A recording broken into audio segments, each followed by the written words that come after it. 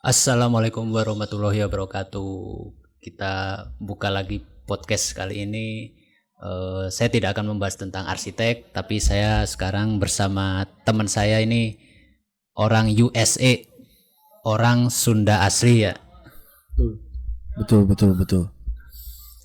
Kebetulan saya bukan orang Sunda, saya orang Malang, orang Jawa. Nah, kita sharing budaya Sunda itu seperti apa. Sekalian saya juga mau belajar gitu ya, menggali lagi tentang budaya Sunda dari teman saya nih, namanya Albi. Apa kabar, Bi? Alhamdulillah. Makin baik. makin ganteng aja. Wah, makin gendut ini. Boro-boro. Saya itu udah bertahun-tahun ya, mulai dari kuliah sampai sekarang kerja gitu ya. Gak mau pergi dari Bandung gitu. Kerasan istilahnya. Kenapa tuh?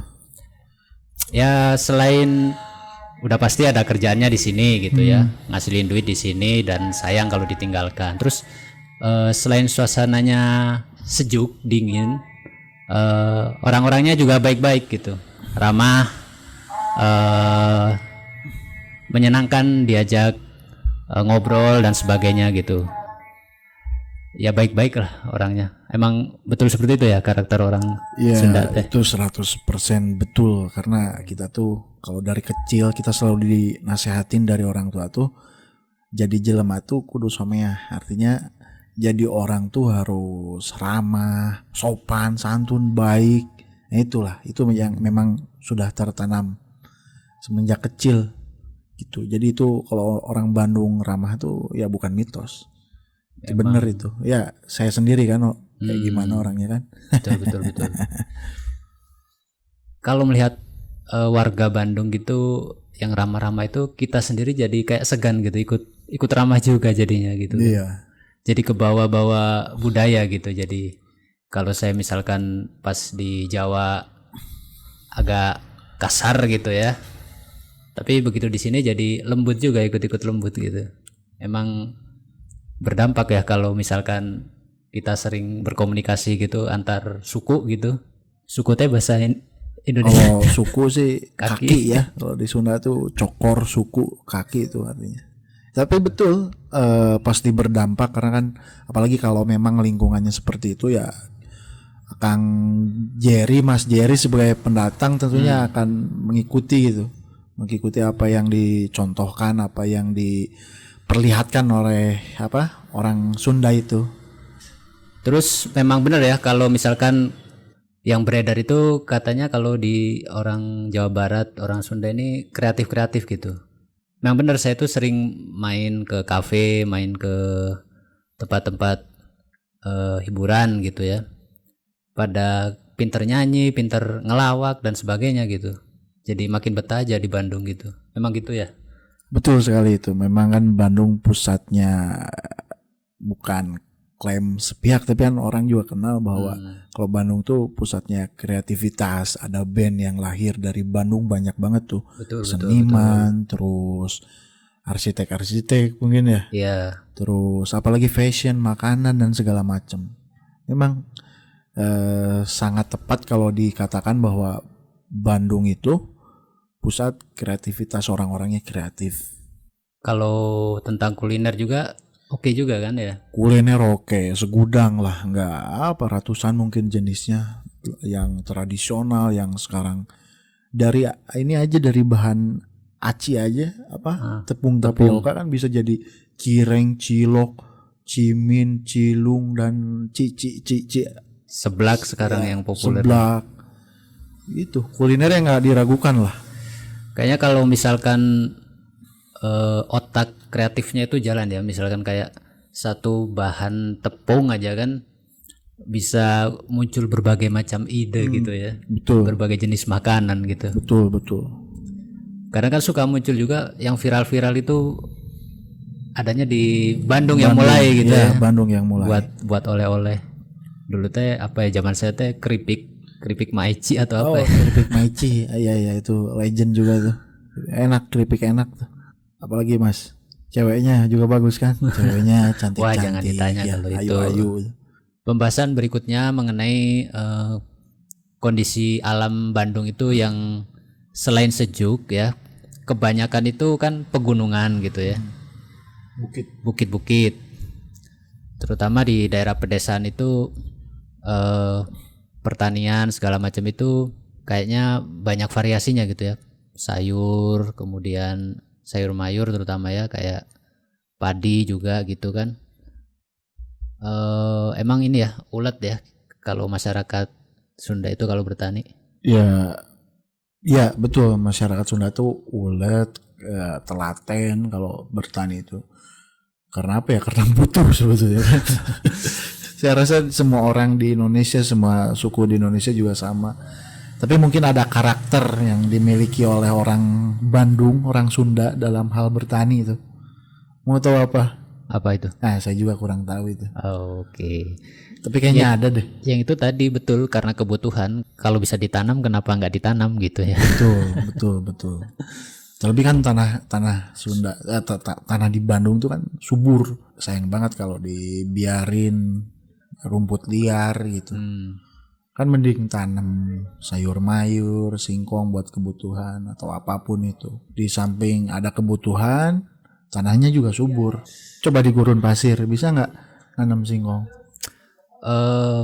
Pasti dipatok kalajengking berbisa nanti. Enggak, kalau bukan kalajengking. Apaan? Kadal gurun. Kadal.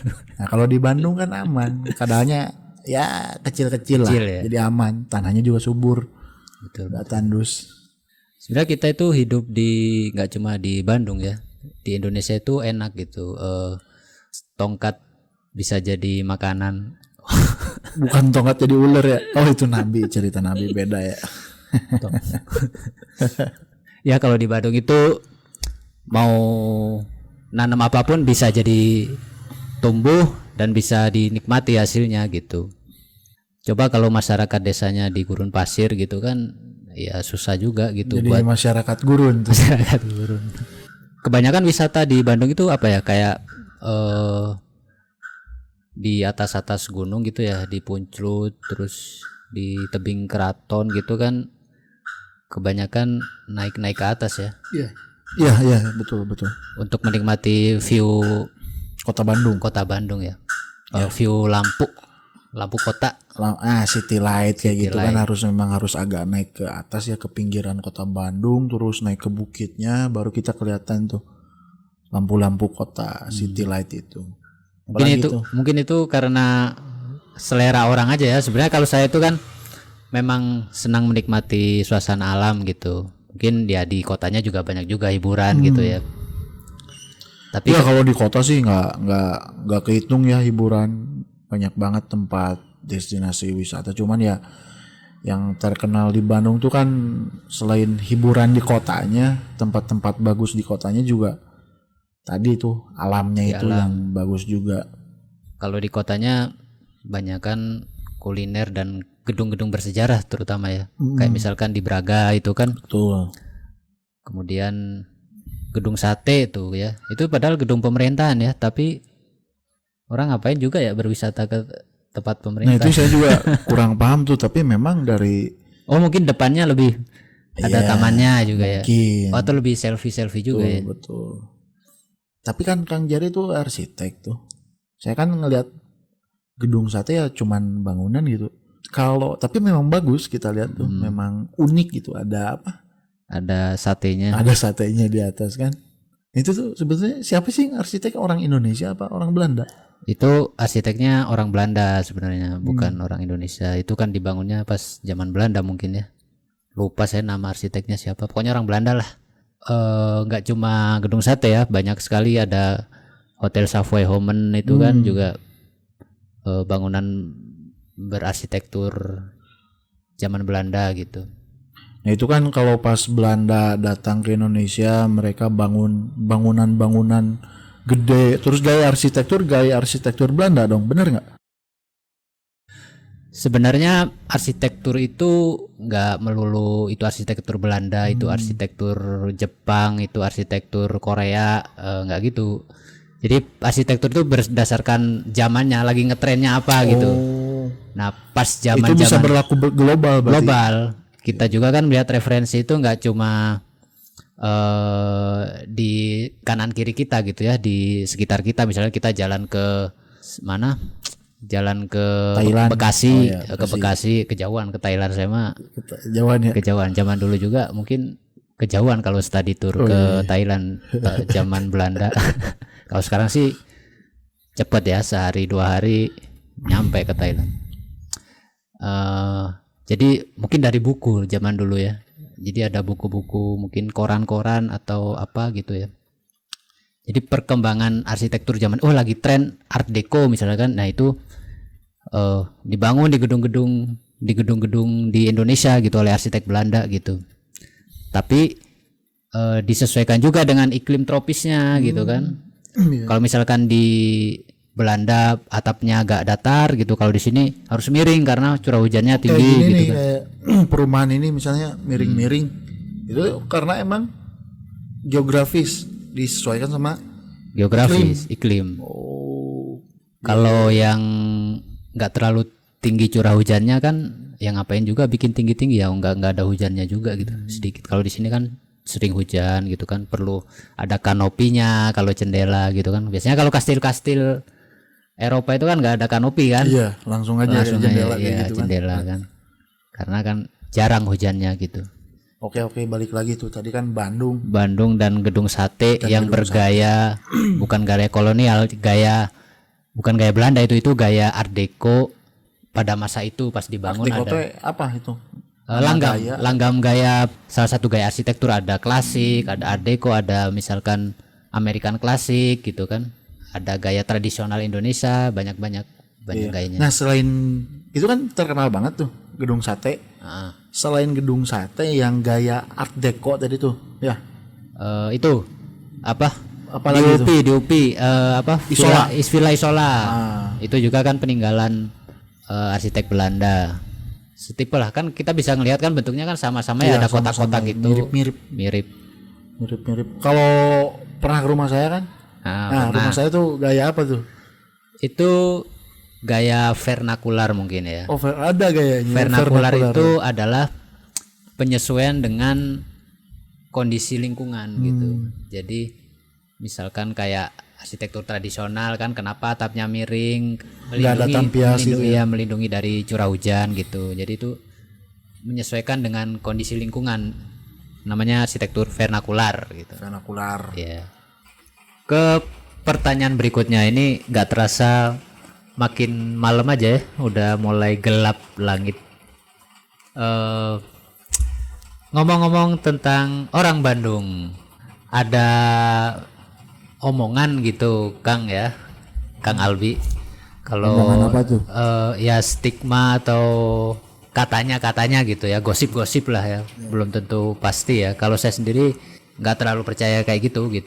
Itu kan apa ya?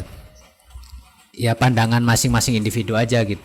Katanya tuh kalau misalkan orang Bandung itu kurang giat bekerja gitu.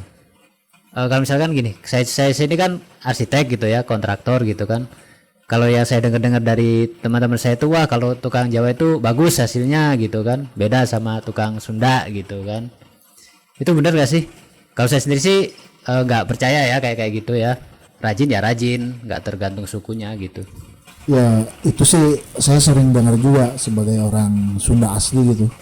Sering dengar kalau orang Sunda itu, bukan orang Bandung aja tapi orang Sunda katanya. Orang Sunda tuh males-males, susah kerja, kurang giat. Iya. Padahal kan ya sama-sama aja. Kita rajin ya rajin, kita kerja keras ya kerja keras. Ya semua sama kan orang-orang tuh. Cuman memang saya dengar kalau stigma itu memang dulu tuh propaganda Belanda katanya. Udah zaman dulu ya, zaman Belanda Dari itu zaman udah. dulu katanya. Karena orang Sunda tuh ketika disuruh mereka kerja di pabrik, kerja di perkebunan, mereka nggak mau. Mereka maunya ya berkebun gitu. Jadi orang Belanda bilang katanya bahwa orang-orang Sunda tuh pemalas. Padahal bukan pemalas, tapi kita punya cara yang lebih efektif, cara yang lebih efisien supaya apa? Nggak terlalu banyak keluar tenaga, kan itu fine-fine aja kan, selama tujuannya tercapai. Jadi ya itu mungkin di semua suku, di semua bangsa juga orang malas, orang kurang giat kerja pasti ada. Iya. Tapi ya apa, kalau ada bahasa kalau orang Sunda malas tuh ya itu sangat-sangat keliru. Keliru Karena ya. pada kenyataannya kita Kang Jari lihat sendiri kan banyak banget tuh pekerja keras Betul. dari pagi sampai malam, dari pagi sampai pagi lagi kan. Ya sama aja, semuanya tergantung kebutuhan. Cuman tadi saya bisa ngebela kalau itu propaganda Belanda itu. Karena dua orang Sunda paling susah disuruh buat nurutin perintah-perintah Belanda. Iya, Itu sih. Kalau penjajah Belanda itu kan dulu mungkin hitung-hitungannya profit keuntungan gitu ya. Misalkan kita invest di sini, invest berapa gulden gitu ya. Kemudian harus memproduksi targetnya sekian gitu kan. Pasti Tapi butuh tenaga kerja. butuh tenaga kerja. Tapi kalau dia invest di Bandung gitu produktivitasnya kurang gitu ya. Nah, Nah itu karena nggak mau disuruh-suruh kerja di perusahaan Belanda, di perkebunan. Kita lebih milih buat berkebun, kita hidup mandiri kan, itu lebih enak, lebih damai gitu, lebih dekat dengan alam. tapi ya fan-fan aja sih kan sebenarnya kerja di buru-buru, kerja di kejar target itu kan sebenarnya juga buat apa juga hasilnya gitu loh. Ya, Maksudnya kayak kita ngasilin dikit tapi kita udah merasa cukup kan, it's okay. it's okay gitu kan, itu nggak kan usah pilihan gitu. Jadi sebenarnya pinter juga gitu filosofinya ya. Ya kan memang sih kadang terkesan apa santai, kalem. Tapi kan ya semuanya insya Allah serba terukur, serba apa diperhitungkan gitu. Jadi nggak ada, ya semuanya dibikin ideal lah kita juga. Walaupun memang terkesan kalem, santai, ya itulah kita kan punya cara yang lebih efektif, efisien kan. Iya. Gitu. Nah, itu ada keuntungannya juga. Jadi kreativitas jadi meningkat gitu. Kreativitas Orang-orangnya jadi meningkat. banyak Betul. produksi di bidang seni, kerajinan gitu kan. Jadi otaknya itu nggak stres dengan kerjaan terus gitu kan. Mungkin kalau di daerah lain pekerja keras apa tapi kayak ya waktu buat bersantai-santai, waktu buat berkreativitas itu jadi kurang gitu. Jadi nggak balance saja hidupnya gitu ya. Kan kalau dikaitin sama alam kan, alam kita, tanah kita tuh tanah yang subur banget gitu. Kita tanam apapun insya Allah jadi itu. Betul. Tanam singkong bisa, padi bisa, terus lauk pauknya juga kita bisa tanam kan dari tanah kita sendiri. Dan di mana kita nanam padi, di situ juga kita nanam lauk pauknya kan. Jadi ya ngapain kita buat kerja dikejar-kejar target nanti sama, kalau konteks zaman dulu kan sama Belanda. Sama Belanda. Ya kan tanah kita tanah subur. Ya ini ngomongin Sunda kan, luasnya Indonesia juga tanahnya yang subur gitu. Kita bertani itu hasilnya kan langsung kita makan gitu. Padahal prinsip orang hidup kan cuma butuh makan kan ya. Makan. Cuma butuh makan aja gitu. Kalau udah cukup dari alam ya kita ngapain harus kerja di bawah tekanan, di bawah target yang ini. Lebih baik kita cukup dari alam nih, hidup. Kita bisa berkreativitas di bidang lain, di bidang seni. Makanya muncullah seniman-seniman Sunda dari zaman dulu kan. Kita terkenal kreatif ya karena alamnya udah, the nature is providing everything. Oke. Jadi udah kayak di surga aja kan, kita nggak usah nyari surga lagi kan, kita udah hidup di surga Pasundan. Pasundan tuh. Wah, ini pembahasannya makin lama makin gak karu-karuan ini. Makin kemana-mana. Yang ingin saya tanyakan berikutnya kepada Kang Albi, katanya tuh ya, kan saya ini orang Jawa, orang Jawa Timur. Ya terus. Biasanya itu kalau merantau ke Bandung tuh orang tua itu selalu nitipin, kalau bisa nanti jangan cari gadis Sunda gitu ya. Kenapa tuh? Kalau orang awam nih ya, orang yang nggak pernah ke Bandung nih ya, maksudnya orang-orang tua, orang desa di sana itu menurutnya kayaknya lebih rajin orang Jawa gitu buat beres-beres rumah. Katanya tuh kalau cewek Bandung tuh pandai berdandan aja tapi nggak bisa melayani rumah gitu. Nah itu emang Ya itu betul dan kenapa betul karena niatnya juga udah salah nyari istri buat bersih rumah, Oh iya ngurus iya, iya, rumah iya. kan. Betul Ya betul. ngapain kan istri tuh harusnya kita kita ratukan gitu, jangan sampai nyuci piring, jangan sampai sapu-sapu gitu kan. Tapi itu kan agak susah juga sih ya, tetap Iya, iya. harus. Tapi oke lah, itu memang sering dengar juga tuh kenapa banyak orang yang menghindari pernikahan, katanya orang jangan Iya. nyari orang Sunda. Ya itu juga saya nggak tahu sih kebenarannya kayak gimana. Ya itu mah kayak gosip aja sih, buat bercandaan aja, bukan sesuatu yang menghina Iya gitu kali ya. ya. Tapi ya saya juga sih kalau nyari cewek ya bisa bantu di rumah sih, itu sih penting juga sih. Nggak cuman dandan doang kan. Gitu. Kayaknya mungkin pergaulan deh.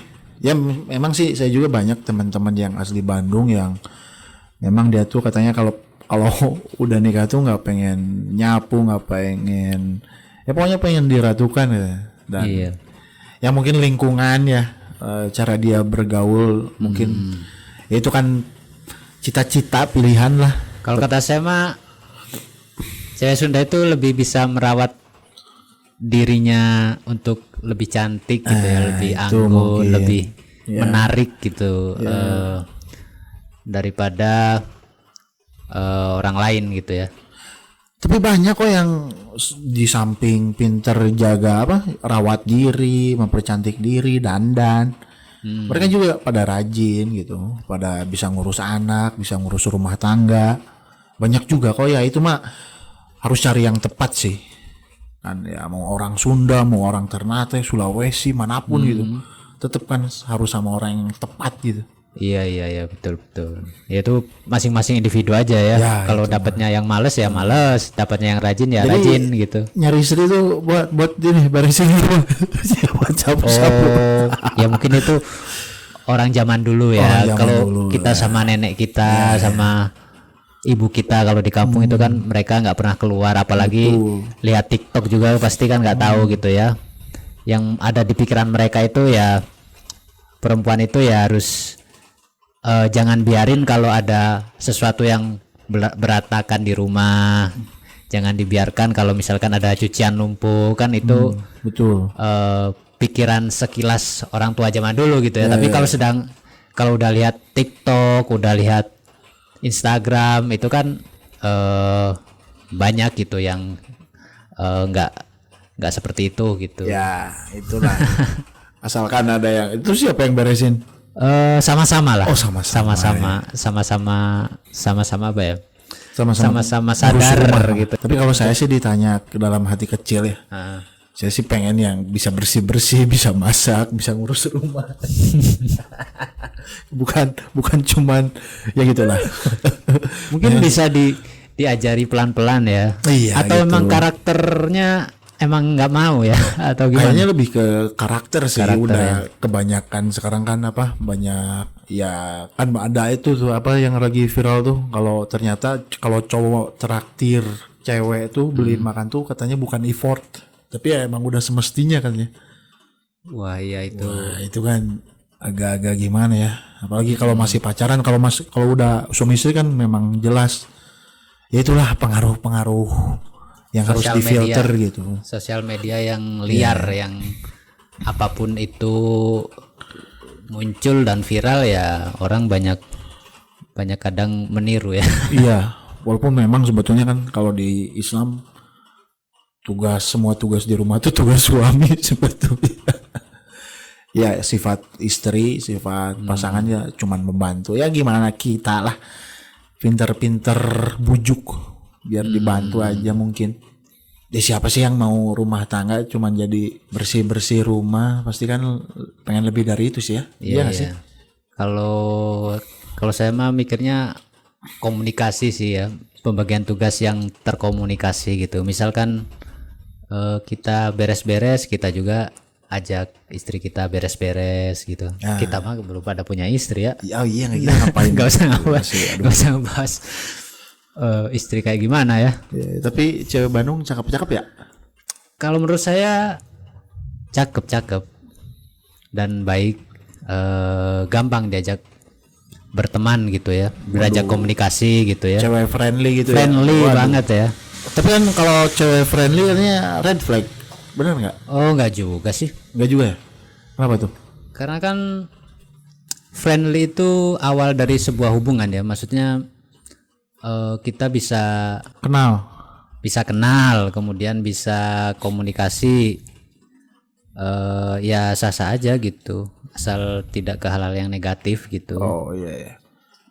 Tetap berarti kan kalau udah suami istri mah jangan friendly ke orang lain. Apa boleh-boleh Iya. aja? Nggak tahu. Udah tahu ya. Ya udah sih. Tergantung Ntar aja. individu lah. Udah ada calon? Hah? Udah ada calon? Kita bahas yang lain aja ya. Oh saya juga belum. Kita bahas yang lain dah. Calon ada tapi Lah katanya belum bahas yang lain. serius. Saya juga calon banyak cuman Calon kayaknya banyak ya. ya mereka nggak mau dianggap calon, nggak ngakuin gitu. Nggak ngakuin. Tuh, bajigur bandrek tuh. Apa ntar?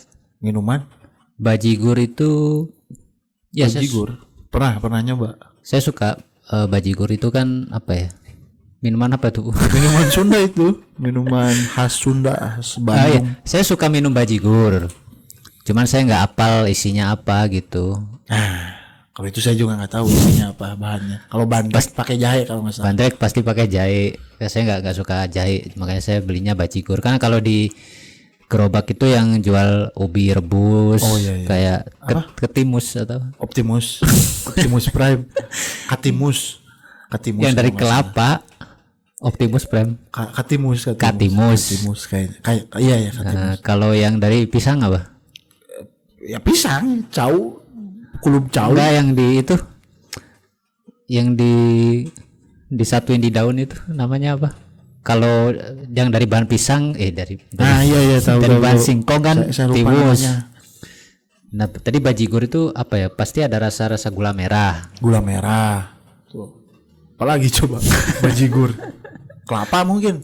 Aren atau apa ya? Gula aren. Bukan gula aren. Kolang-kaling. Kolang-kaling. Ada kolang-kalingnya. Kalau bandrek kan udah pasti ya jahe ya. Jahe, ada jahenya. Kalau saya punya teman-teman orang Sunda udah pada nggak suka makan gituan. Albi sendiri suka nggak? Saya suka sih Masih kalau suka ya? ada acara kan, acara kayak pengajian atau ada nikahan pasti ada tuh.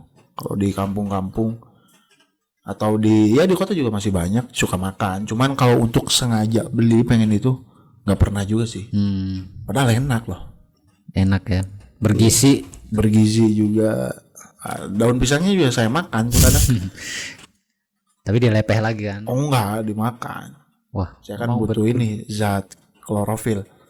oh jadi ada kandungan zat klorofil. Ada itu daun pisang itu. Baru tahu saya. Iya, itu bagus dimakan.